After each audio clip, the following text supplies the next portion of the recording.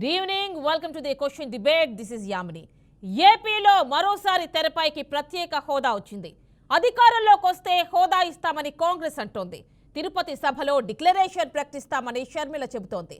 ఈ పాపం YCP TDP ఇద్దరిది అని శాపనార్థాలు వెలువెత్తుతున్నాయి. హోదా ఆంధ్ర ప్రజల హక్కు అంటోన్న జేడీ లక్ష్మీనారాయణ ఇంతకీ ప్రత్యేక హోదా పాపం ఎవరిది? కాంగ్రెస్ బీజేపీ నాయకులు బాధ్యులు కారా? కాంగ్రెస్ మాటలను ఏపీ ప్రజలు నమ్ముతారా?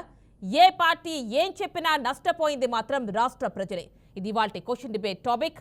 మళ్ళీ తెరపైకి వస్తోంది, మరోసారి తెరపైకి వచ్చింది ప్రత్యేక హోదా. సో మరి దీనికి సంబంధించి ఇందాక గెస్ట్ని ఇంట్రడ్యూస్ చేశాను. ఫస్ట్ ఆఫ్ ఆల్ మనం కాంగ్రెస్ దగ్గరికి వెళ్దాం. షేక్ సైదా గారు నమస్తే అండి.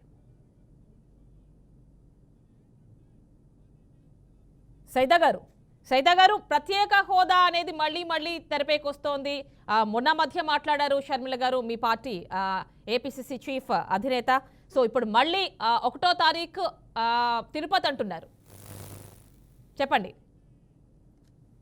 యామిని గారు, మీకు ప్యానల్ ఉన్నటువంటి పెద్దలు, మీడియా ప్యానల్స్ మిత్రులందరికీ కూడా నమస్కారం అమ్మా.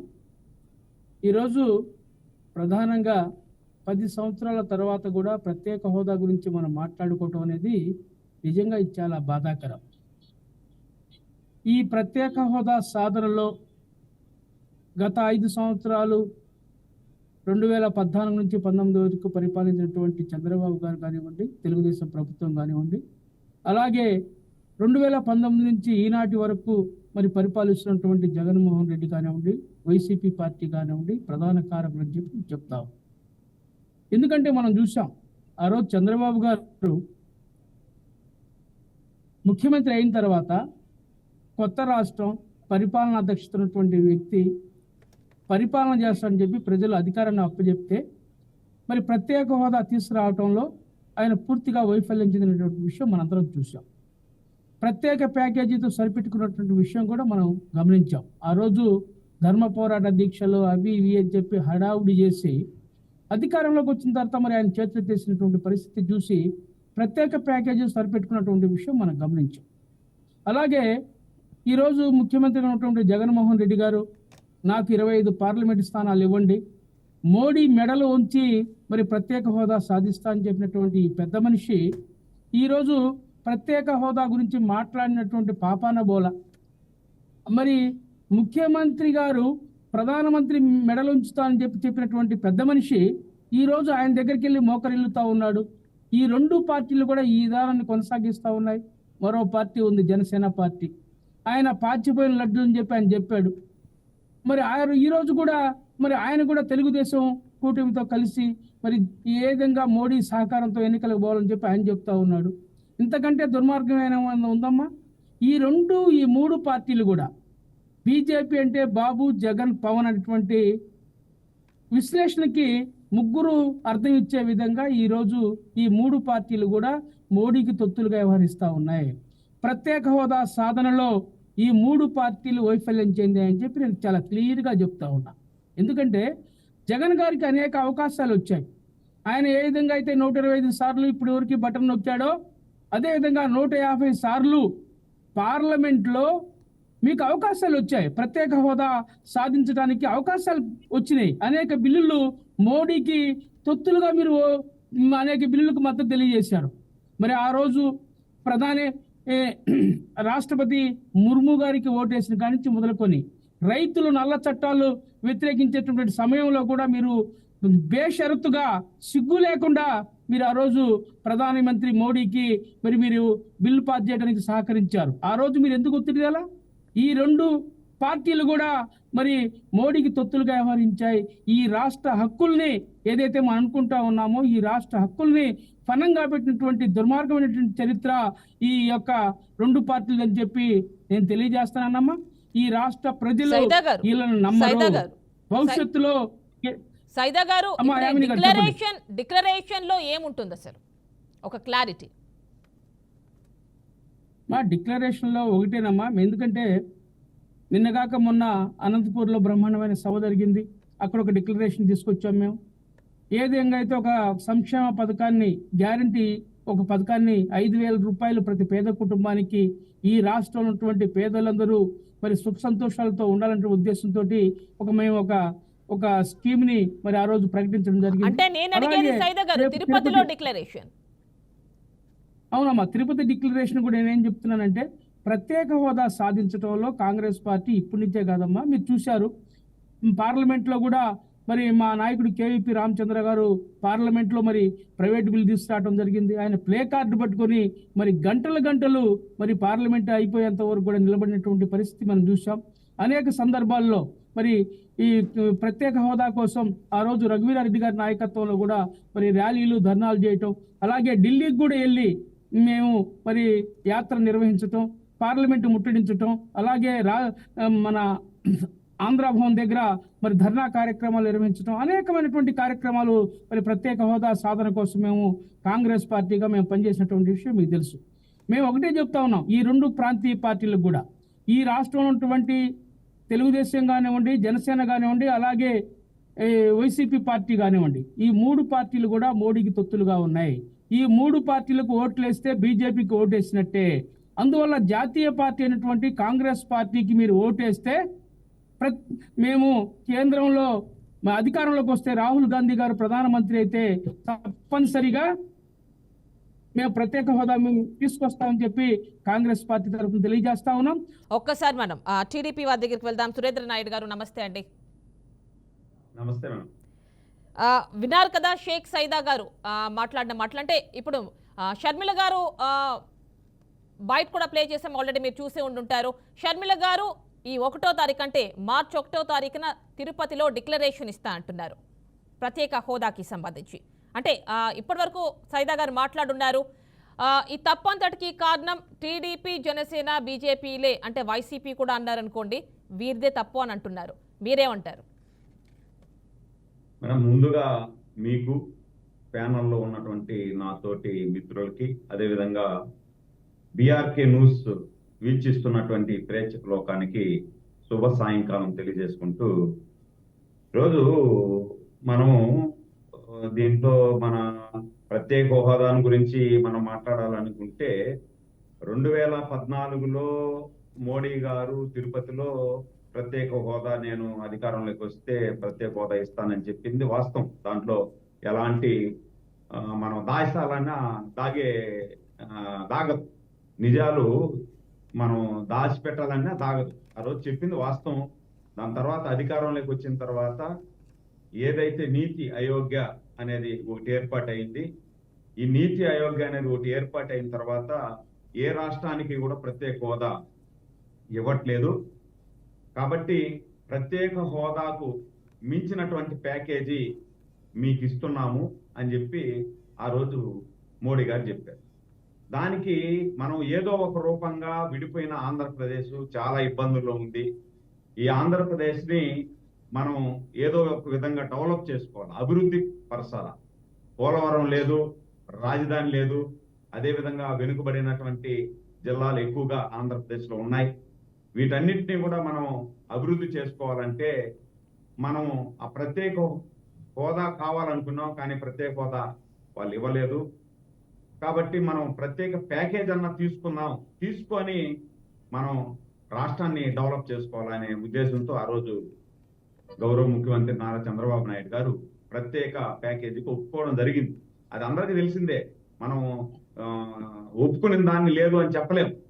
కానీ ఆ ప్రత్యేక ప్యాకేజీ కూడా కొంచెం ఇబ్బందిగా ఉండేటప్పుడు మేము ఆ రోజు కేంద్రంలో ఉన్నటువంటి మోడీ గారి ప్రభుత్వాన్ని, మా మంత్రులు కేంద్రంలో ఉన్నారు, అదేవిధంగా వాళ్ళ ఎమ్మెల్యేలు కూడా ఆంధ్రప్రదేశ్లో మంత్రులుగా ఉన్నారు. ఇవన్నీ కూడా వదులుకొని ఆంధ్రప్రదేశ్ ప్రజల కోసం, ఆంధ్రప్రదేశ్ బాగు కోసం, ఆంధ్రప్రదేశ్లో డెవలప్మెంట్ కావాలని చెప్పి మేము వదులుకొని ధర్మ పోరాట దీక్ష చేశాం. ధర్మ పోరాట దీక్ష చేసి మోడీ గారిని ఎదిరిస్తే ఆ రోజు ఏమైపోయారండి వీళ్ళందరూ? ఆ రోజు కాంగ్రెస్ సపోర్ట్ చేయాలి కదా. ఒరే, మన రాష్ట్రం కోసం, విడిపోయిన ఆంధ్రప్రదేశ్ కోసం చంద్రబాబు నాయుడు గారు త్యాగం చేసి ముందుకు వచ్చాడు, మనం కూడా కలుద్దాం చంద్రబాబు నాయుడు గారితో కూడా ప్రత్యేక సురేంద్ర హోదా నాయుడు గారు ఇప్పుడు మేము మీరు సైయద్ ధర్మ గారు, పోరాటం సైయద్ గారు, చేసి మీరు ఢిల్లీలో మీరు చేస్తే మాట్లాడినప్పుడు ఒప్పుకోడా? నేను విన్నాను. వినండి, కాదు సైయద్ కాదు, గారు, అటే మీరు వినండి. అబద్ధాలు చెప్పడం మీరు ఏమండి? మాట్లాడినప్పుడు నేను విన్నాను. సైయద్ మీరు గారు, అబద్ధాలు మీరు చేసి మీరు మాట్లాడినప్పుడు ఏమన్నా? నేను విన్నాను. మళ్ళీ మాట్లాడండి మీరు. అటు కాదు నాయుడు గారు, ఒక మాట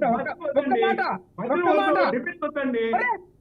అట్ట కాదు, ఒక మాట. మీరు మా మీద మీరు అభండాలు వేస్తున్నారు. మా ధర్మ పోరాట దీక్షకు మీరు మద్దతు తెలియలేదని చెప్పి మీరు చెప్తా ఉన్నారు. మీరు ఢిల్లీలో ధర్మ పోరాట దీక్ష చేస్తే స్వయంగా రాహుల్ గాంధీ గారు జంతర్ మంతర్లో దీక్షకు వచ్చి మద్దతు తెలియజేశారు. ఈ విషయాన్ని మీరు గమనించండి. అబద్ధాలు చెప్తే ఎట్టాగా మీరు? సయ్యద్ గారు, నేను మాట్లాడతాను. దాని తర్వాత మీకు అవకాశం ఇచ్చినప్పుడు నేను ఏదైనా చెప్తే వినాలి కదా మీరు. మధ్యలో మీరు మళ్ళా అబద్ధాలు చెప్తే ఏమనుకుంటారు? కొంతమంది కొన్ని లక్షల మంది చూస్తా ఉంటారు ఈ ఛానల్ ని. మీరు అబద్ధాలు చెప్పింది కరెక్ట్ కాదు కదా. చెప్పండి.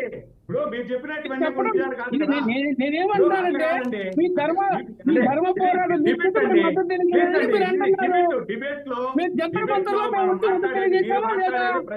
మా పార్లమెంట్ సభ్యులు మా రాహుల్ గాంధీ గారు వచ్చి మేము మద్దతు తెలియజేశాము. అది అబద్ధం చూస్తారు ఎందుకు? అట్లా కాదండి. మీరు నేను మాట్లాడేది కూడా మీరు డిసైడ్ చేయలేరు కదా. మీరు చెప్పండి. మీరు చెప్పినప్పుడు విన్నాను కదా నేను. మీరు కూడా చాలా చెప్పారు. అట్ట కదండి, మీరు గుడ్డే కాల్చి నెత్తిరేస్తే కరెక్ట్ కాదు కదా. ఇప్పుడు మీరు మా మీద గుడ్డ కాల్చి నెత్తిరేసి మేము సహకరించలేదని చెప్పి మీరు మాట్లాడటం అబద్ధం చేయాలి. దయచేసి మీరు టైం వేస్ట్ చేయొద్దండి. మీరు మీరు మీరు చెప్పండి, నేను వింటాను. దాని తర్వాత మీరు అరగంట చెప్పండి, నేను వింటా. నా వారి వినిపించండి ప్లీజ్. మీరు అబద్ధం చెప్పడం కరెక్ట్ కాదు కదా. నా వాదన నాయుడు గారు, నా వాదన ఏంటంటే మీరు అబద్ధం చెప్తుంటే కరెక్ట్ కాదని అంటా అంతే. కాదండి, మీరు మాట్లాడినప్పుడు చాలా అబద్ధాలు మీరు కూడా చెప్పారు. చెప్పండి, ఒక్క అబద్ధం చూపించండి. ఒక్క అబద్ధం నేను చెప్తున్నట్టు ఒక అబద్ధం ఉంటే నేను ఛాలెంజ్ చేస్తున్నా. నన్ను మాట్లాడమంటారా?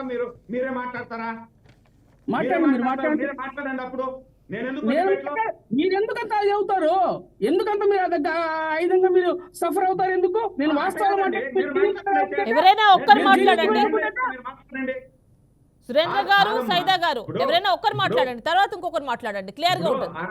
ఇప్పుడు సయ్యద్ గారు అరగంట మాట్లాడినారు. ఆయన చెప్పినటువన్నీ నిజాలా?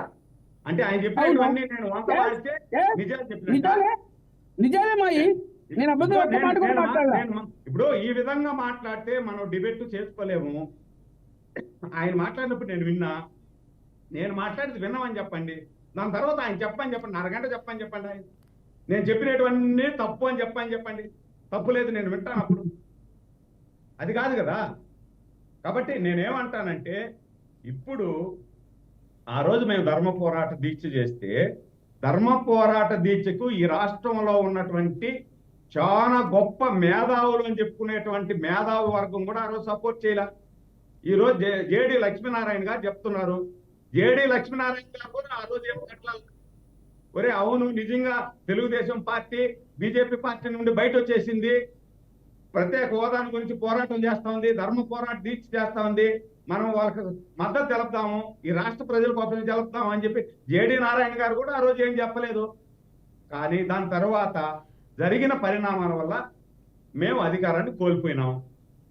ఆ రోజు ఉన్నటువంటి ప్రతిపక్ష నాయకుడు ఊరూరు తిరుగుతూ అడ్డమైన కనిపించిన వాళ్ళందరినీ లాగి హక్కు చేసుకొని ముద్దులు పెట్టి, ప్రత్యేక హోదా వస్తే రాష్ట్రానికి అభివృద్ధి చెందుతుంది, రాష్ట్రానికి కంపెనీలు వస్తాయి, నిధులు తెచ్చుకుందాం, నేను ప్రత్యేక హోదా తెస్తా, మీరందరూ కూడా మూకుమ్మడిగా 25 ఎంపీలు నాకు ఇవ్వండి, నేను మోడీ గారి మెడలు వంచుతా, ప్రత్యేక హోదా తెస్తానని చెప్పి ఆ రోజు చెప్పారు. సరే, ఒరే చంద్రబాబు నాయుడు గారు ఏందో ప్రత్యేక హోదా తేలేకపోయినాడు, ఈయన చాలా గొప్పగా చెప్తున్నాడు, కాబట్టి ఈయన ప్రత్యేక హోదా తెస్తాడేమో అని చెప్పి ప్రజలందరూ కూడా నమ్మేసి ఓట్లేసేసారు. ఓట్లేసిన తర్వాత 4 సంవత్సరాల 10 నెలల కాలంలో దాదాపు మోడీ గారి దగ్గరికి ఒక 2000 సార్లు పోయాడు. 2000 సార్లు పోయినప్పుడు అంతా వెంకటేశ్వర స్వామి పట్టము ఒక సాల్వ. ఆడ ఢిల్లీ నుండి నాకు వచ్చిన సమాచారం ఏమంటే, ఈయనిచ్చిన సాలవలు, ఈయనిచ్చిన మెమోంటోలు వాళ్ళకు రూములు సాలేదంట పెట్టుకునేదాన్ని. అన్ని మెమోంటోలు ఇచ్చాడు, అన్ని సాలవలు కప్పాడు. సురేంద్ర గారు, కానీ సురేంద్ర ఆ గారు రోజు కూడా ప్రత్యేక హోదా సురేంద్ర గారు రాష్ట్రం విభజించిన తర్వాత వచ్చిన ఫస్ట్ గవర్నమెంట్ మీరే. అంటే మోడీ గవర్నమెంట్ అంటే ఇప్పుడు మనకి ఎటు చూసినా మీరు వాళ్ళకి ఎన్డీఏ గవర్నమెంట్కి ఎన్డీఏ కూటమికి మీరు ఖచ్చితంగా సపోర్ట్ ఇచ్చారు. ఏ బిల్లులో చూసినా రాష్ట్రపతి ఎన్నికలో కావచ్చు, ఉపరాష్ట్రపతి ఎన్నికలో కావచ్చు, ఇంకా రకరకాల బిల్లులు, రైతుల బిల్లులు కావచ్చు, ఏవైనా కావచ్చు, మీరు ప్రతిసారి సపోర్ట్ ఇచ్చుకుంటూనే వచ్చారు కదా. మరి అప్పుడు ప్రశ్నించలేదా? అప్పుడు ఆపుండుంటే మీకు ఏమన్నా ఒక అవకాశం దక్కేదేమో ప్రత్యేక హోదా అమలుకి? అదే మేడం. ఇప్పుడు అదే నేను చెప్తున్నా. ఇప్పుడు అధికారంలో వచ్చింది వాళ్ళు 23 మంది ఎంపీలని 22 మంది ఎంపీలని వాళ్ళకి ఇచ్చారు. మా దగ్గర ఉండే ఎంపీలు ఎంతమంది మేడం? 3 ఎంపీలు మాకు ఉండేది. మా 3 ఎంపీలు వాళ్ళకి అనుకూలంగా వేసినా వేయకపోయినా వాళ్ళ పనులు జరిగిపోతాయి. మేము నిమిత్త మాత్రం బలం లేదు ఇక్కడ. నేను చెప్పేది 2014 ఎన్నికలప్పుడు అండి. అప్పుడు గవర్నమెంట్ మీదే కదా. నేను చెప్తున్నా. ఇప్పుడు 2014లో కూడా మన అవసరమే లేదు వాళ్ళకి. ఎక్సలెంట్ మెజారిటీ వాళ్ళకు ఉంది. అయినా బట్ మీ వాణిని వినిపించాల్సింది కదా. ఎందుకంటే ప్రజలందరూ ఎన్నుకుని మిమ్మల్ని అక్కడ కూర్చోబెట్టారు మేడం. ప్రతి దగ్గర మేము ప్రతి దగ్గర వినిపించాం. ప్రత్యేక హోదా కావాలి, పోలవరం కావాలి, రాజధాని కావాలి, బుందేల్ఖండ్ ప్యాకేజీ ఏదైతే రాయలసీమలో వెనుకబడిన జిల్లాలకు బుందేల్ఖండ్ ప్యాకేజీ ఇస్తా ఉన్నారో ఆ ప్యాకేజీ కావాలి అని చెప్పి ప్రతిసారి మేము పోయినప్పుడంతా ప్రతిసారి పోరాటం చేశాం. లాస్ట్కు వాళ్ళు ఇవ్వము అన్నప్పుడు మేము ధర్మ పోరాటం దీక్ష చేశాం. మేము ఆ ప్రభుత్వాన్ని నుండి మంత్రులు కూడా, మా 2 మంత్రులు ఉంటే 2 మంత్రులు కూడా రాజీనామా చేసి మేము బయట వచ్చేసి మేము ధర్మ పోరాట దీక్ష చేసినాం, పోరాటం చేసినాం, ఓడిపోయిన తర్వాత కూడా తెలుగుదేశమే చేసిందంటే ఉపయోగం లేదు కదా. ఇవన్నీ ఒక పక్కనండి. ఈరోజు నేను డైరెక్ట్ గా మా కాంగ్రెస్ సోదరులు ఇందాక మాట్లాడే చాలా చక్కగా ఆయన కూడా అడుగుతున్నా. ఆ రోజు ఏదైతే రాష్ట్రాన్ని విభజించేటప్పుడు మీరు విభజించారు కదా, బీజేపీ ప్లస్ కాంగ్రెస్ మీరిద్దరూ విభజించారు.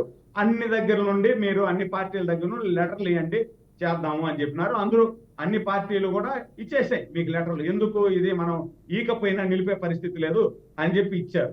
కానీ మీరు ఆ రోజు విభజించేటప్పుడు తాంబూలాలు ఇచ్చాం తన్నుకు సావండి అనే విధంగా మీరు ప్రత్యేక హోదాని చట్టంలో పెట్టున్నారు మీరు ఒకటి. అదే విధంగా బీజేపీ కూడా ఆంధ్రప్రదేశ్కి అన్యాయం జరుగుతోంది, 5 సంవత్సరాలు కాదు 10 సంవత్సరాలు ప్రత్యేక హోదా కావాలని చెప్పి గౌరవ వెంకయ్య నాయుడు గారు ఆ రోజు డిమాండ్ చేశారు. సంతోషం. కానీ ఆ రోజు బీజేపీ కూడా దీన్ని చట్టంలో పెడతాం, ప్రత్యేక హోదా అనేది 10 సంవత్సరాలు చట్టంలో పెడతానే మేము సంతకం పెడతాం, లేకపోతే పెట్టమని చెప్పి బీజేపీ అడుగుండాలి. కాంగ్రెస్ పార్టీ కూడా ప్రత్యేక హోదా ఖచ్చితంగా 10 సంవత్సరాలు ఆంధ్రప్రదేశ్కి ఇద్దాం. ఎట్లా ఆంధ్రప్రదేశ్ తీసేస్తున్నాం. హైదరాబాద్ లాంటి బ్రహ్మాండమైనటువంటి నగరం ఆంధ్రప్రదేశ్కి లేదు, తెలంగాణకు వచ్చేస్తా ఉంది. కాబట్టి ప్రత్యేక హోదా ఖచ్చితంగా 10 సంవత్సరాల్లో చట్టంలో పెట్టాలా అని చెప్పి కాంగ్రెస్ కానీ బీజేపీ కానీ పెట్టునుంటే ఈరోజు ఈ బాధలు లేవు కదా. చిన్న రాష్ట్రం అయిపోయింది ఆంధ్రప్రదేశ్. చిన్న రాష్ట్రంలో 25 మంది ఎంపీలు ఉన్నారు. 25 మంది ఎంపీల్లో మాకు వచ్చింది 3 వచ్చారు మొన్న. అంతకుముందు 15 మంది ఉన్నారు. కానీ కేంద్రంలో బలమైన రాష్ట్రాలు ఉన్నాయి, బలమైన ఎంపీలు ఉన్నారు. అంతంత మంది ఎంపీలను పెట్టుకొని మన వాణి ఎక్కడ వినిపిస్తాం? వాళ్ళకి ఎవరికి వినిపించడం లేదు. మనం అని అరిసినా వాళ్ళు మైకులు పెట్టుకొని అరిసే ముందు మనం నోటితో అరిస్తే వినిపించడం లేదు. వినిపించకుండా ఉంది కాబట్టి కాంగ్రెస్ బీజేపీ రెండు ఉంటే సురేంద్ర గారు, మరి అలాంటి బీజేపీని ఇప్పుడు పొత్తులోకి ఆహ్వానించి మరి నెక్స్ట్ ఎలక్షన్స్ కి కంటెస్ట్ చేస్తున్నారు కదా మీ కూటమి. ఇప్పుడు పొత్తులేకి బీజేపీ వస్తుందా లేదా అనేది ఇంకా డిక్లేర్ కాదా? ఒకవేళ పొత్తులో ఉన్న జనసేన అయితే అనౌన్స్ చేసింది కదండి, ఆల్రెడీ తనైతే పొత్తులోనే ఉంది. అదే జనసేన అయితే పొత్తులోనే ఉంది. వాళ్ళకి ఆల్రెడీ సీట్లు కూడా తీసి పెట్టారు. వాళ్ళకి ఇవ్వడానికి సీట్స్ కూడా పక్కన పెట్టారు. అది కూడా కరెక్ట్. కోయల ముందే కూసింది వద్దండి. ఒకవేళ బీజేపీ మాతో కూడా పొత్తుకొస్తే ఖచ్చితంగా ఆంధ్రప్రదేశ్ కు ఏదైతే న్యాయం కావాలనో ఆ న్యాయం జరిగితేనే మేము వాళ్ళకి మద్దతు ఇస్తాము. దీనిలో ఎలాంటి అనుమానం లేదు. మా పోరాటం ఓన్లీ ఆంధ్రప్రదేశ్ ప్రజల కోసం, ఆంధ్రప్రదేశ్ ను బాగుపరచడం కోసం, ఆంధ్రప్రదేశ్ లో ఉన్నటువంటి రాజధాని అమరావతి, పోలవరం వెనుకబడిన జిల్లాలను, పోర్టులు, విభజన చట్టంలో ఉంటే హామీలన్నింటినీ కూడా నెరవేర్చడం కోసమే మా పోరాటం ఉంటుంది తప్ప మాకు ఇంక వేరే అజెండాలు జెండాలు ఏమీ లేవు. అదే ఒకే ఒక అజెండా, ఒకే జెండా. ఇప్పుడు కాంగ్రెస్ చెప్తా ఉన్నారు సురేంద్ర గారు ఇప్పుడు మీతో పొత్తుకు ముందంటే ఇప్పుడు కూడా మోడీ సర్కారే ఉంది కదా, మోడీ ఉన్నారు కదా, మోడీ ఖచ్చితంగా మరి ఇటు హైదరాబాద్ వస్తున్నారు, అటు ఏపీ వస్తున్నారు, అప్పట్లో వచ్చారు, ఇప్పుడు హైదరాబాద్కి కూడా వచ్చారు. మరి ఇలా తెలుగు రాష్ట్రాలపైన ప్రత్యేక ఫోకస్ పెట్టినప్పుడు మరి ఏపీకి ప్రత్యేక హోదా ఇవ్వలేకపోతున్నారు ఎందుకు? అంటే ఇప్పుడు పొత్తు పెట్టుకున్న తర్వాత ఈ నెక్స్ట్ ఎలక్షన్స్ లో మీ కూటమి గవర్నమెంట్ వస్తే అప్పుడు ఏమైనా ఆలోచిస్తారా? ఇప్పుడు ఎవరైనా ఇప్పుడు రాజకీయ పార్టీలు మేడం, రాజకీయ పార్టీలు మనం ఎంత నిజాలు మాట్లాడుకోవాలన్నా చారిటబుల్ ట్రస్ట్ అయితే వాళ్ళు ఏదో చేసేసిపోతారు. రాజకీయాలు కాబట్టి వాళ్ళు ఏం ఆలోచిస్తారంటే నాకేం వస్తే నేను అది ఇవ్వాలా అనే ఆలోచనతో పడిపోయినారు. ఇప్పుడు ప్రతి ఒక్క రాజకీయ పార్టీ కూడా ఆ మాదిరి ఉంది. ఇప్పుడు దానికి మొన్న వైసీపీ అదే విధంగా కదా చేసింది. మీరు ఇవ్వండి ఓట్లు, నేను రాజధాని ఏడబెడతా, పోలవరాన్ని కట్టిస్తా, నిధులు తీసుకొస్తా, అభివృద్ధి చేస్తా అని చెప్పినారు కదా ఆ రోజు. చెప్పేసి వచ్చిరి. ఈరోజు 4 సంవత్సరాల 10 నెలల్లో ఏదైనా ఒక్క పాయింట్ అంటే ఒక్క పాయింట్ ఇవన్నీ చేయకపోగా మన ఆస్తులన్నీ కూడా రాయిచ్చేసి వచ్చేసాక దారాదత్తం ఒక సంతకంతో రాయిచ్చేసి తెలంగాణ వాళ్ళకి ఇచ్చేసి వచ్చేసినాడు. మనం రాయిచ్చినాం కాబట్టి వాళ్ళు అక్కడ సెక్రటరియట్ కట్టగలిగినారు.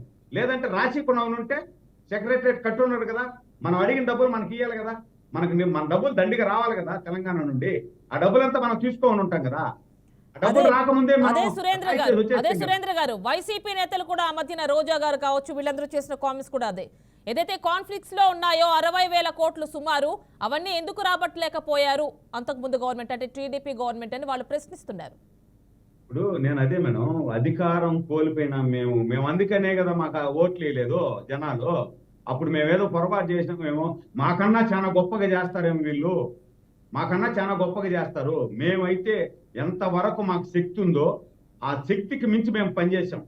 విడిపోయిన రాష్ట్రంలో కూర్చునేదానికి కుర్చీ లేని సందర్భంలో ఒక చెట్టు కింద కూర్చొని మేము పరిపాలన చేసాం. చెట్టు కింద కూర్చొని పరిపాలన చేసి బ్రహ్మాండమైనటువంటి సెక్రటరియట్ కట్టాం, కోర్టు కట్టినాం, పదేళ్ళు ఉమ్మడి రాజధాని ఉన్నప్పుడు ఎందుకు రావాల్సి వచ్చింది మీరు? ఇప్పుడు 10 ఏళ్ళు ఉమ్మడి రాజధాని హైదరాబాదు. అక్కడే మనం హైదరాబాద్లోనే మళ్ళా 10 సంవత్సరాలు అక్కడే కూర్చొని మనం పరిపాలన చేసుంటే నాకు ఏదైనా ఒక సెక్రటరియట్ లో ఒక వర్క్ కావాలా, నేను ఎక్కడికి వెళ్ళాలా? హైదరాబాద్కి వెళ్ళాలా? అంటే ఇన్ని రోజులు వచ్చారు కదా సురేంద్ర గారు, ఇన్ని రోజులు వచ్చారు కదా, అంటే అప్పటి వరకు వచ్చారు కదా 2014 వరకు, మరి అప్పుడు కూడా వస్తారు, పెద్ద ప్రాబ్లం ఏముంటుంది? కొత్తగా రావట్లేదు కదా. అదే మేడం, అదే నేను చెప్తున్నా. నేను హైదరాబాద్కు పోతాను అనుకోండి, హైదరాబాద్కు వెళ్ళిన తర్వాత మీకు ఇక్కడ అవసరం లేదు, మీరు వెళ్ళిపోండి, మా రాష్ట్రాన్ని వదిలేసి వాళ్ళని చెప్పిన తర్వాత కూడా మళ్ళా నేను హైదరాబాద్లో పోయి ఒక పని కోసం హైదరాబాద్ హోటల్లో దిగుతా, హైదరాబాద్లో రూముకు డబ్బు కడతా, హైదరాబాద్లో తిండి తింటా, హైదరాబాద్లో ఆటోలో తిరుగుతా. అవన్నీ అక్కడ తిరిగి అక్కడ రూమ్ కట్టేదాని వల్ల ఎవరికి డబ్బులు పోతాయి? తెలంగాణ ప్రభుత్వానికి పోతుందా? ఆంధ్రప్రదేశ్ ప్రభుత్వానికి వస్తుందా? అంటే విడిపోయి ఎట్టా నష్టపోయినారు. మళ్ళా 10 సంవత్సరాలు మన డబ్బులంతా ఎత్తుకొని పోయి అక్కడే పెట్టి అక్కడే డెవలప్ చేసి మనకు కట్టే డబ్బులన్నీ కూడా పన్నుల రూపంలో మళ్ళా తెలంగాణ ప్రభుత్వానికి వెళ్ళిపోతే మనకేం ఉపయోగం? అంటే కూర్చోవడానికి కుర్చీ కూడా లేదన్నారు కదా, అన్ని మౌలిక వస్తువులు చేర్చుకున్న తర్వాత వస్తే బాగుండేది అనేది నా పాయింట్ అండి. అంతే. ఇప్పుడు అన్ని మౌలిక వసతులు ఎక్కడ మనం అయిపోయిన తర్వాతనే రావాలి అంటే కుదరదు మేడం. మనం ఇక్కడికి వస్తే ప్రజలకు కూడా తెలుస్తుంది మన ఆంధ్రప్రదేశ్ ఒక రాష్ట్రము, మనకు హైదరాబాద్ లాంటి రాజధాని కావాలి, మనమందరం కూడా త్యాగాలు చేద్దాం, ఒక నిర్మించుకుందాం అనేసి ప్రజల్లో కూడా ఆ భావన వస్తుంది, కసి వస్తుంది, కసి పుట్టాలా, మనకు కూడా ఆ రాజధాని కావాలని కసి పుట్టాలి. మనం ఇప్పుడు నేనైతే హైదరాబాద్ లో కూర్చొని ఏసీ రూమ్ లో బాగా పరిపాలించవచ్చు. చంద్రబాబు నాయుడు 5 సంవత్సరాలు ఏసీ రూమ్ లో కూర్చొని ఆన్నే బ్రహ్మాండంగా పరిపాలించుకోవచ్చు. చెట్టు కింద కూర్చోవాల్సిన అవసరం లేదు కదా, ఆ కర్మ ఆయనకి పట్టలేదు కదా. కానీ ఆంధ్రప్రదేశ్ ప్రజల కోసం చెట్టు కింద కూర్చున్నాడే మహానుభావుడు. చెట్టు కింద కూర్చొని ఒక ముఖ్యమంత్రి హోదాలో ఎవరైనా కూడా ఈ బిల్డింగ్ ఓనర్లని పిలుపునిస్తారా మేడం? మన ఉద్యోగస్తులు ఇక్కడికి వస్తున్నారు, బాడుగులు తగ్గించివ్వండి, మన ఉద్యోగస్తుల కోసం బాడుగులు తగ్గించిస్తే ఆంధ్రప్రదేశ్ డెవలప్ అవుతుంది, ఆంధ్రప్రదేశ్ డెవలప్ అయిన తర్వాత మీరు మళ్ళా కూడా బాడుగులు పెంచుకోవచ్చు అని ఒక ముఖ్యమంత్రి అప్పీల్ చేశారు. అదేవిధంగా ఈ ఉద్యోగస్తులకి ప్రత్యేక రైలు వేపించాడు. 5 రోజులే పని దినాలు కల్పించారు. ఇక్కడికి రావాలని 42% ఫిట్మెంట్ ఇచ్చాడు. అంటే ఇవన్నీ కూడా డెవలప్మెంట్ చేసుకోవడం కోసం, ఆంధ్రప్రదేశ్ డెవలప్మెంట్ కావాలని మేము ఆకాంక్షించాం. మేము శక్తికి మించి పనిచేసినాం. కానీ ఈ మాయ మాటలు నమ్మేసి ఎవరైతే ఈ రాక్షసుడు ఉన్నాడో, నరరూప రాక్షసుడి మాయ మాటలు నమ్మి ఆంధ్రప్రదేశ్ ప్రజలు తన నెత్తిన చేతులు పెట్టుకొని ఈరోజు ఏదైతే భస్మాసురుడు తన నెత్తిన తానే చేయి పెట్టుకున్నాడు ఆ మాదిరి పెట్టుకునేసినారు. కాబట్టి 30 సంవత్సరాలు వెనక్కిపోయింది. కాబట్టి నేనేమంటానంటే ఇప్పుడు ఎక్సలెంట్ మెజారిటీ ఇవ్వండి, తెలుగుదేశానికి ఎక్సలెంట్ మెజారిటీ ఇవ్వండి. మీకు ఏమి కావాలనో అది చేసి చూపించే బాధ్యత మాది. అనుభవమైనటువంటి నాయకుడు, అద్భుతమైన పరిపాలన దక్షకుడు, మీకు అనుకున్న ప్రకారం డెవలప్మెంట్ చేసే నాయకత్వం ఉన్నటువంటి నాయకుడు. దాదాపు మీకు ఏమి డబ్బులు లేనప్పుడే ఒక రాజధాని కట్టాడు, పోలవరం కట్టాడు, శరవేగమైన 72% పోలవరాన్ని కంప్లీట్ చేశాడు. ఈ 5 సంవత్సరాల్లో ఒక రోడ్డు లేదు. సురేంద్ర గారు, మీ టర్మ్ లో ఏమీ అవ్వలేదు, అప్పట్లో బస్సులేసి తీసుకెళ్తాం అనేది కూడా కేవలం గ్రాఫిక్స్ మాత్రమే, ఇప్పుడు మేము చాలా కంప్లీట్ చేస్తాం, ఇప్పుడు మేము తీసుకెళ్తాము అని చెప్పి వైసీపీ అంటోంది. అవును మేడం, ఇప్పుడు గ్రాఫిక్సే. నేను కూడా ఒక నిమిషం, మీరు నమ్మండి నేను నమ్మతా, మన కాంగ్రెస్ సోదరులు కూడా నమ్మని గ్రాఫిక్స్ అని. ఎవరైతే గ్రాఫిక్స్ అంటున్నారో వీళ్ళందరూ ఆడికి పోయేసి పైకి ఎక్కుదాం, పైకి ఎక్కిన తర్వాత కిందికి దూకదాం. మనం కానీ బతికినాము గ్రాఫిక్సే, పైకి పోయినామంటే నిజం ఒప్పుకుందాం. వీళ్ళ మాయ మాటలు ఎందుకు మేడం? ఒక ఛానల్, ఒక టీవీ ఉందని చెప్పి ఏదంటే అది మాట్లాడేసి ఈ మాయ మాటలు చెప్పి ఆంధ్రప్రదేశ్ ప్రజల్ని నాశనం చేసేసినాడు. ఇంకా గ్రాఫిక్స్ 5 సంవత్సరాల నుండి పని బాట లేదు. అధికారాన్ని ఇచ్చిన 151 మందిని మనకి, మనం అద్భుతమైన పరిపాలన చేద్దామనేది ఏవలేదు.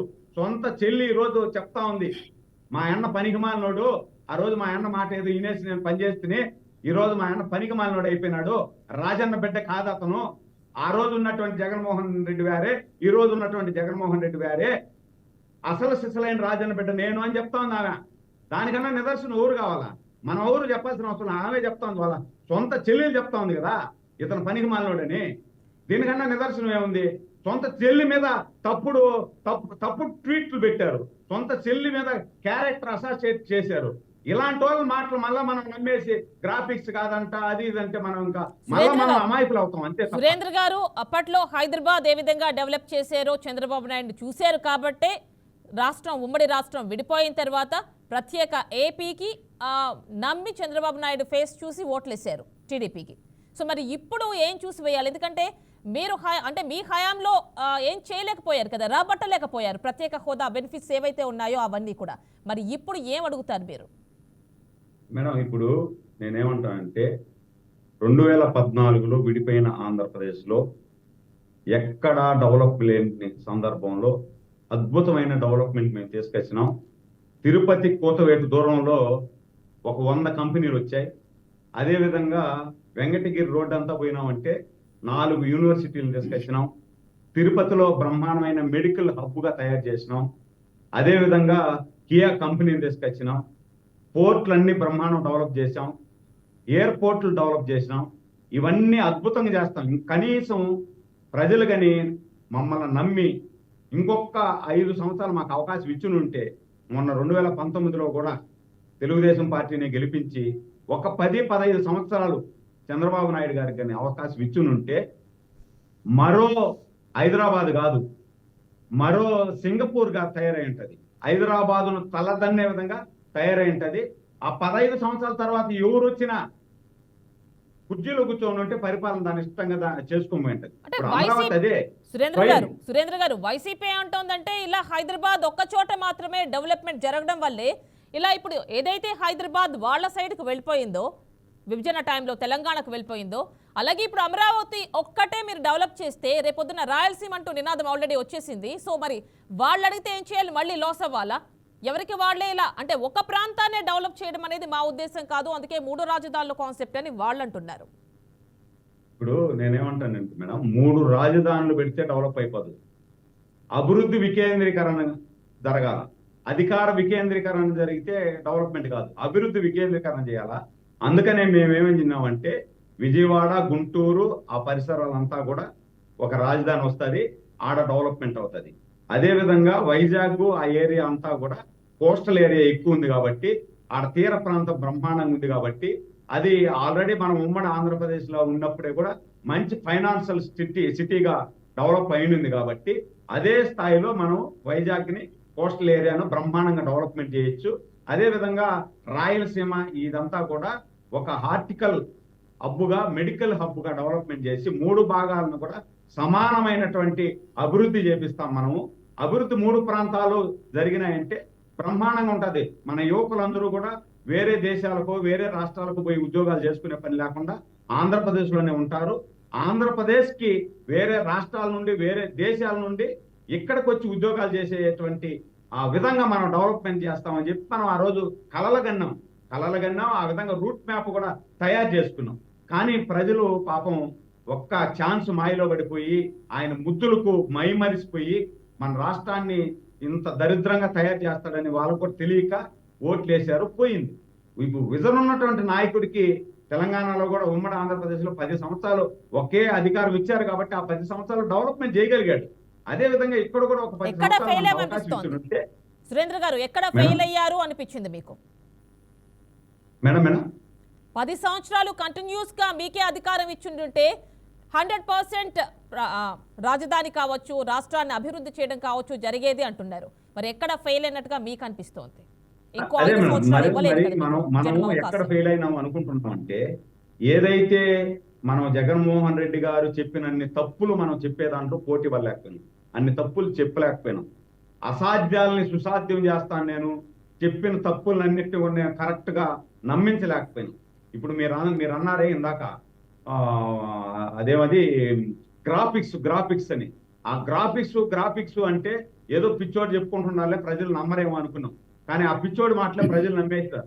నమ్మేసేపాటికి మనం వాళ్ళు నమ్మినారని తెలుసుకునేపాటికి లేట్ అయిపోయింది. ఆ విధంగా వాళ్ళు చేశారు కాబట్టి నమ్మించగలిగినారు, అదొకటి. దాని తర్వాత పాదయాత్ర చేస్తూ అందరికి ముద్దులు పెట్టేసి నేను ప్రత్యేక హోదా అని ఊదరు కొట్టేసి నేను అవకాశం ఇచ్చినారంటే మీకు అందరికి కూడా, ఉద్యోగస్తులకు అందరికి కూడా సిపిఎస్ రద్దు చేస్తానని చెప్పి ఒక నినాదం. అదే విధంగా మీకు ఎవరైతే నిరుద్యోగులు ఉన్నారో వీళ్ళందరికీ కూడా మెగా డిఎస్ ఇస్తాను, 1,00,000 ఉద్యోగాలు ఖాళీ ఉన్నాయి, ఇవన్నీ కూడా నేను ఫిలప్ చేసేస్తాను, కంపెనీలన్నింటినీ కూడా క్యూ కట్టిస్తాను ఆంధ్రప్రదేశ్ కి అని చెప్పేసినాడు. రాజధాని కూడా ఏడా ఉంటుంది అని చెప్పినాడు. ఇవన్నీ చెప్పే దాంట్లో ప్రజలు నమ్మేసినారు. ఓరే చంద్రబాబు నాయుడు గారిని యువకుడుగా ఉన్నాడు అని చెప్పి ఆయనకు అవకాశం ఇచ్చినారు. అవకాశం ఇచ్చేసి బోలపడిపోయినారు జనాలు. సైదా గారితో మాట్లాడదాం. సైదా గారు, ప్రత్యేక హోదా వచ్చినప్పుడు మీ గవర్నమెంటే ఉంది, అక్కడ కేంద్రంలో కాంగ్రెసే ఉంది. మరి కాంగ్రెస్ ఇచ్చింది మేమే, తెచ్చింది మేమే అని కూడా అన్నారు తెలంగాణలో. సో మరి అలాంటప్పుడు తెలంగాణకి capital city Hyderabad, fully developed capital city ఇచ్చేశారు. మరి ఏపీకి అన్యాయం చేశారు కదా. ఇక్కడ వైసీపీ అంటే జగన్మోహన్ రెడ్డి ఒక కామెంట్ చేస్తూ ఉంటారు. ఆయన ఎక్కడ చూసినా షల్ అని వాడేరే తప్ప షుడ్ అని రాస్తుంటే ఖచ్చితంగా మనకి అన్ని బెనిఫిట్స్ కూడా వచ్చేవి అని ఆయన కామెంట్ చేస్తూ ఉంటారు. ఏమంటారు? తప్పు మీ దగ్గర ఉందా? మా యామిని గారు, ఎందుకంటే కాంగ్రెస్ పార్టీ మీద 2 పార్టీలు కూడా తీవ్రంగా ప్రచారం చేసి కాంగ్రెస్ పార్టీని ఈ రాష్ట్రంలో నాశనం చేయడానికి కోసం ఆ 2 పార్టీలు తీవ్రంగా గోబెల్స్ ప్రచారం చేశాయి. షల్లు షుడ్డు అనేది ఎన్ని మాట్లాడే మాటలు తప్ప మనసుంటే మార్గం ఉంటుంది. ఈరోజు సురేందర్ నాయుడు గారు చెప్తా ఉన్నారు, మరి సిడిఆర్ చట్టం తీసుకొచ్చారు రాజధాని ప్రాంతంలో. మరి దాన్ని తుంగలోకి తొక్కి వైసీపీ ఈరోజు మరి ఆ చట్టాన్ని కూడా పక్కన పెట్టేసి ఏ విధంగా ఇబ్బందులు పెడతా ఉందో మనం చూసాం. అలాగే ఏదైనా ఒక ప్రభుత్వం అధికారంలో ఉన్నప్పుడు ఆ ప్రభుత్వం చేసినటువంటి చట్టాలని, శాసనాలని గౌరవించాల్సినటువంటి బాధ్యత తదనంతరం ప్రభుత్వానికి ఆటోమేటిక్గా ఉంటుంది. దీనికి ప్రత్యేకించి మీరు షల్ పెట్టారు, షుడ్ పెట్టలేదు, విల్ పెట్టలేదు అని మాట్లాడితే ఇంతకంటే దుర్మార్గం ఏముందమ్మా? ఇది గత ప్రధానమంత్రి చేసినటువంటి ఒక విధానాన్ని ఈరోజు మనం అమలుపరచాలా? ఆటోమేటిక్ ఇది చట్టంలో ఉన్నటువంటి విషయం. ఇది దుర్మార్గంగా ఈరోజు తెలుగుదేశం వాళ్ళు మాట్లాడినా, వైసీపీ వాళ్ళు మాట్లాడినా మమ్మల్ని నేరస్తులను చేసి ఈ రాష్ట్ర విభజన మేమే చేసినట్టుగా, ఈ రెండు పార్టీలకి ఏం సంబంధం లేనట్టుగా వీళ్ళు పెద్ద మాటలు మాట్లాడుతూ ఉన్నారు. వాస్తవంగా ఈరోజు జగన్మోహన్ రెడ్డి గారు రోజు లెటర్ ఇచ్చారు, చంద్రబాబు నాయుడు గారు లెటర్ ఇచ్చారు, బీజేపీ వాళ్ళు ఒక్క ఓటుకి 2 రాష్ట్రాలని చెప్పి తీర్మానం చేశారు. పార్లమెంట్ సాక్షిగా సుష్మా స్వరాజ్ గారు మీ పెద్దక్కను కాదు ఈ చిన్నక్కను కూడా గుర్తుపెట్టుకోండి అని చెప్పి ఆమె మాట్లాడింది. వెంకయ్య నాయుడు గారు ఆ రోజు మరి పార్లమెంట్లో ఉన్నటువంటి ఆయన ఏం చెప్పాడు, ప్రత్యేక హోదా 5 సంవత్సరాలు కాదు 10 సంవత్సరాలు ఇవ్వమని చెప్పి మాట్లాడాడు. వీళ్ళన్నీ కూడా ఇన్ని మాటలు మాట్లాడి ఏం వాళ్ళ చట్టం తెలీదా? వాళ్ళకి వెంకయ్య నాయుడు గారికి ఇది చట్టంలో ఉంది లేదన్న సంగతి ఆయన తెలీదా? లేకపోతే జగన్మోహన్ రెడ్డి తెలీదా? చంద్రబాబు తెలీదా? లేకపోతే ప్రధానమంత్రి నరేంద్ర మోడీ గారు మరి మీ ఎన్నికల సందర్భంగా తిరుపతికి వచ్చి వెంకన్న సాక్షిగా మరి ఆయన పాదాల చెంత నేను ప్రత్యేక హోదా ఇస్తానని చెప్పి మాట్లాడినటువంటి పెద్ద మనిషి మరి ఆయన అధికారంలోకి వచ్చిన తర్వాత ఎందుకు ఇవ్వలేదమ్మా? ఎందుకు ఇవ్వలేదు? ఆయన మోడీకి ఏమైనా పిచ్చా, ఏమైనా మెంటల్ వచ్చిందా అప్పుడు మాట్లాడేటప్పుడు? ఆ విషయాలు తెలియదు ఆయనకి. ఇంతకంటే దుర్మార్గం ఏముందమ్మా? కావాలని చెప్పి కాంగ్రెస్ పార్టీ మీద ఈ 3 ప్రాంతీయ పార్టీల బీజేపీతో కుమ్మక్కై ఈ రోజు రాష్ట్రంలో మమ్మల్ని లేకుండా చేయాలన్నటువంటి ఒక దుర్బుద్ధితోటి మమ్మల్ని తీవ్రంగా విమర్శలు చేసి పాపం మా గంట కట్టి ఫలితం పొందినటువంటి వాళ్ళు ఈ రోజు ఫలితం అనుభవించారు. గతంలో తెలుగుదేశం అనుభవించింది. రేపు రానున్నటువంటి ఎన్నికల్లో 2024 ఎన్నికల్లో ఈ యొక్క జగన్మోహన్ రెడ్డికి ఈ రాష్ట్ర ప్రజలు బుద్ధి చెప్పబోతా ఉన్నారు. ఇది వాస్తవం. ఏమైనా సరే మీరు గమనించండి అమ్మా. ఇందాక ఆయన సురేంద్ర నాయుడు గారు మాట్లాడారు, మేము ఆయన ధర్మ పోరాట దీక్షకు మద్దతు తెలియజేయలేదంట. ఢిల్లీలో జంతర్ మంతర్లో దీక్ష చేస్తూ ఉంటే మా పార్లమెంటు సభ్యులు అలాగే మా యొక్క రాహుల్ గాంధీ గారు, ఆ రోజు జేడి శీలం గారు, పల్లవ్ రాజు గారు, కనుమూరి బాపిరాజు గారు అందరూ కూడా వెళ్ళి ధర్మ పోరాట దీక్ష తెలియజేశాం. అమ్మమ్మ ఒక్క మాట మా యామిని గారు, అదే విధంగా మన పార్లమెంట్ లో మా యొక్క రాహుల్ గాంధీ గారిని పార్లమెంట్ నుంచి సస్పెండ్ చేసి ఆయన శాసనసభ్యత్వాన్ని రద్దు చేస్తే ఒక్క మాట కూడా మాట్లాడి దుర్మార్గులు వీళ్ళ మా గురించి మాట్లాడేది. తెలుగుదేశం వాళ్ళకి కానీ, జనసేన వాళ్ళకి కానీ, లేకపోతే వైసీపీ వాళ్ళకి కానీ ఒక్క మాట ప్రజాస్వామ్యంలో ఉన్నామా లేకపోతే నియంతృత్వ పాలన ఉన్నామా అనే ఒక్క మాట మాట్లాడడం చేత కానీ ఈ దద్దమ్మలు మమ్మల్ని మాట్లాడతారా? మా యొక్క రాహుల్ గాంధీ గురించి మాట్లాడతారా? వీళ్ళకి అసలు మానవత్వం ఉందా? వీళ్ళకి ఈ 2 పార్టీలకు మానవత్వం ఉందా? ప్రజాస్వామ్యం గురించి ఇలా మాట్లాడేది వీళ్ళేమో మాట్లాడితే ఎంత దుర్మార్గం, ఎంత దుర్మార్గం. వీళ్ళు ఒక్క మాట కూడా టైం అయిపోయిందండి. సురేంద్ర గారు, సైదా గారు, టైం అయిపోయింది. Thank you so much for participating. Thank you so much. So చూశారు కదండి, కాంగ్రెస్ నుంచి షేక్ సైదా గారు, టీడీపీ నుంచి సురేంద్ర నాయుడు గారు ఇద్దరు పార్టిసిపేట్ చేశారు. Thank you so much.